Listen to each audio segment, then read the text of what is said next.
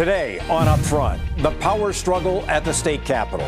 Republicans looking for ways to keep conservative laws on the books and conservatives in office. Will Democrats push back?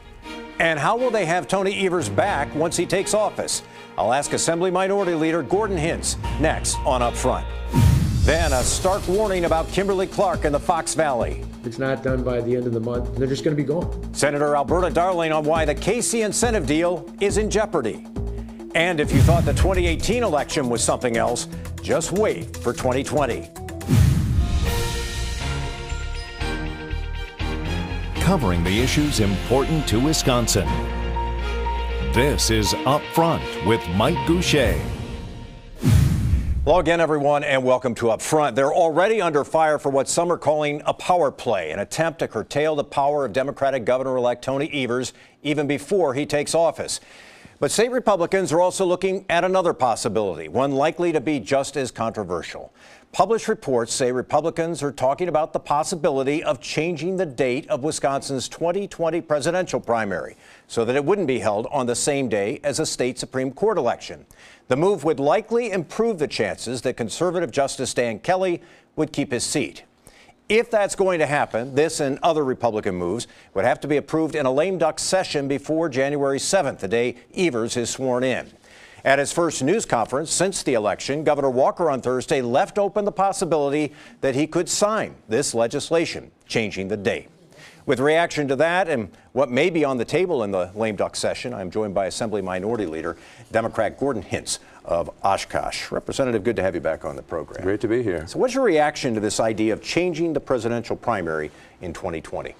Well, look, I mean, the Republicans changed the rules in their favor when they were in the majority, and now after they've lost the gubernatorial election, they're looking to change the rules going into the future. Really, it's the height of hypocrisy when you think about the fact that just a year ago they wouldn't fill seats that were vacated for people that went to the administration because of the cost of those elections. And now they're talking about changing the rules to add additional elections that will cost millions of dollars at taxpayer expense. I mean, this is exactly the brand of politics that was rejected by the voters who really selected Governor Evers to really move away from this brand of politics, and they seem to be continuing in the direction of the last 8 years. Do you view this as a trial balloon, or do you think this is something that is seriously being considered and could be a part of this lame duck session? I mean, we've seen what they've done when they had the ability to do so. I take everything that they're saying seriously right now because they seem to be more interested in power and control and divide and conquer than in democracy or in reflecting what the will of the public is.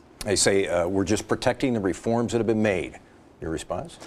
The reforms that have been made, one, were rejected by the voters of Wisconsin in this last election. It was really a referendum on the last 8 years, and Tony Evers came out of it as people said, we want to see funding for education, we want to see prioritization of protecting pre-existing conditions, we want to see a depoliticized natural resources process. This is the kind of thing that makes people cynical, and this should be the most idealistic time for we hit the reset button, we can get back to governing in the public interest, not in the special interests, and yet we're seeing sort of a lesson not learned by legislative Republicans. Final question on this. Do you see Tony Evers' victory as a mandate? I see if it's a mandate for restoring what Wisconsin priorities are. The whole discussion of mandates to me sort of, skips the point. The reality is it wasn't just the issues and priorities. It was that Tony Evers didn't want to be president. He's interested in investing in our future, in opportunity, in restoring protections for our natural resources, the UW system, and getting away from what we've seen as political decisions being made about power. So it was a rejection of the brand of politics that I think Governor Walker and legislative Republicans have practiced over the last 8 years. And so it is a mandate to do better, to try to reflect what the interests and the priorities of the public are.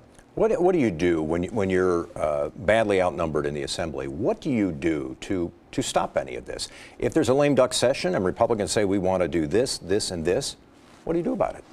Well, my priorities in the minority have always been to stop bad things from happening, to improve bad things if I can fix them, and hold them accountable. And I think that is what we're going to do. you know, how insecure do you have to be a day after the election to leak to the press that you're going to try to undermine the future governor? I mean, it was so sad to read the speaker's comments when that first came out, yet that's what we're seeing happening. You know, I don't know what kind of complex he's going through, but it was disappointing. If the Republican-controlled legislature takes action on a number of these agenda items, how does that affect the relationship going forward? Can you work together to do the state's business, or is it going to be gridlock for the next 4 years?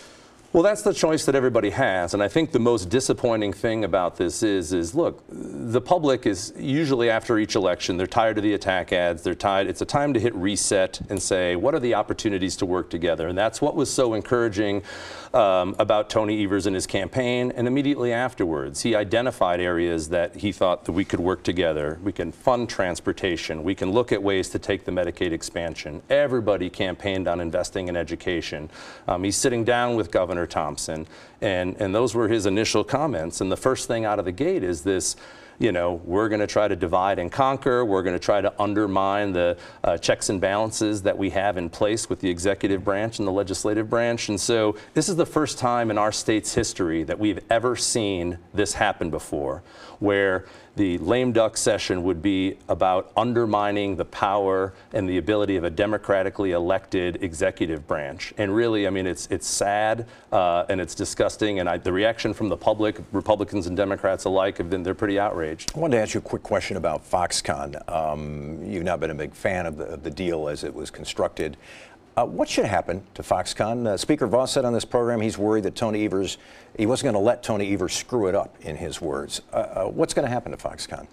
What should happen? Well, I mean, to me, it gets back to about accountability and transparency. And I think those are areas that can be improved on the project, whether you support it or not. There are still so many questions that we can't get answered about what's actually happening. We just get told they're going to be 13,000 jobs, they're going to spend $10 billion, even though we don't even know what they're building, but it's not what they said they were going to build.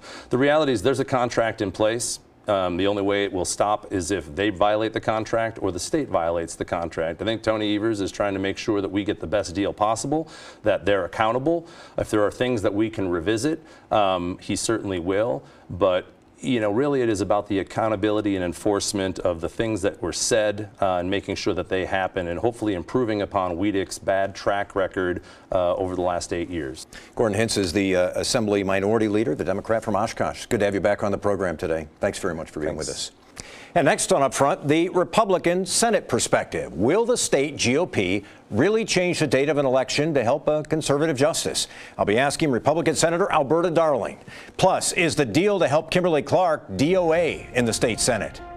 And later, Wisconsin's role in picking the next president. Upfront with Mike Goucher, brought to you by the American Transmission Company and the Wisconsin Corn Growers Association.